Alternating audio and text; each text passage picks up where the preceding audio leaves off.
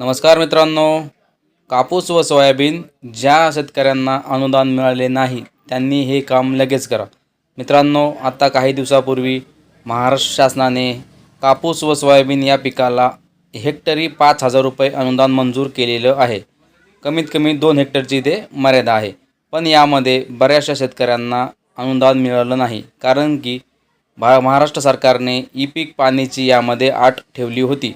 ज्या शेतकऱ्याने ई-पीक पाणी केली आहे त्यांनाच ह्या अनुदानाचा लाभ मिळणार आहे, असं महाराष्ट्र शासनाने जाहीर केलं आहे. मित्रांनो, त्यासाठी काय करायचं आहे आपण व्हिडिओमध्ये पाहणार आहोत. त्याआधी मित्रांनो, चॅनलवरती पहिल्यांदा आला असाल तर चॅनलला सबस्क्राईब करून ठेवा अशाच माहितीपूर्ण व्हिडिओ पाहण्यासाठी.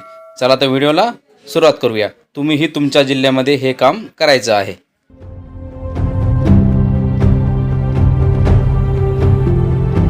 शेतकरी मित्रांनो, भावांतरसाठी ई-पीक पाहणी अट रद्द